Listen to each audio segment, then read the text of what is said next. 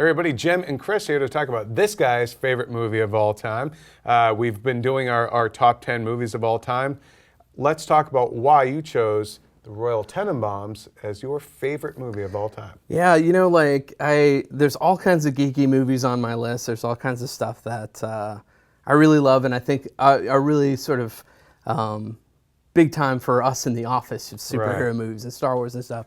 But like personally, when it came right down to it, I love this movie, and the reason it's number one on my list is actually for the longest time I had Rushmore at the top of my list.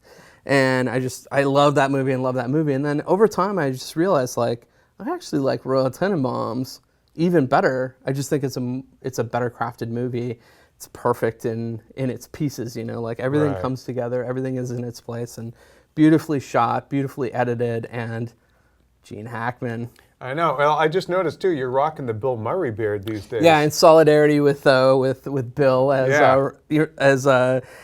mean, basically, I think it's got all of my favorite elements. It's got Bill Murray in it. Although Bill Murray in this movie is is this kind of why? Like, because you're a huge Wes Anderson fan. You covered Moonrise Kingdom for us and everything. Yeah. So you're going to explain to me then probably why this is now your number one Wes Anderson movie as well. Yeah, I mean, seriously, like at the time when Rushmore was my favorite movie, I think I loved it because I had never seen anything like it. I thought Bottle Rocket was an amazing movie, but it still had, I feel like it wasn't the full identity of, you know, Wes Anderson displayed. And Rushmore was another step in that direction. Like, I think this movie actually makes him like the auteur that he is. Yeah. And really, Rushmore was held up a lot by, and I think you see all kinds of flourishes that sort of define his style. But Rushmore was really like Bill Murray for me, and I love Jason Schwartzman in that movie. I think everybody does a great job in that movie. But Royal Tenenbaums was like the realization of every piece of his gift. You know, like the art direction was perfect, the writing was so good. You know, just his collaboration with everybody is so good.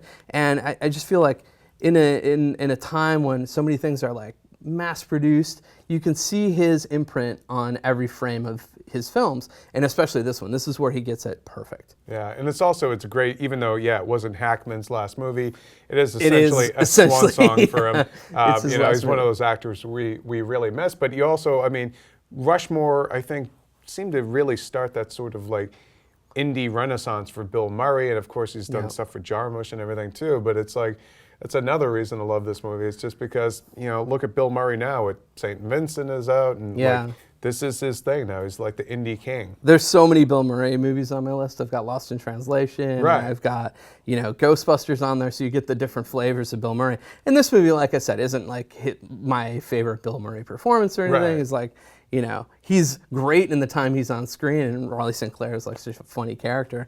But this is really all about Royal Tenenbaum and just his craziness, Eli Cash, the whole gang, and then, you know, Margot. Margot is like just the best role that Gwyneth Paltrow's ever had, and just sort of one of the great female roles in modern cinema. Awesome. Well, Chris, thanks for sharing with us your favorite movie, and be sure to check out his full top 10 list at IGN Movies. Thanks for watching.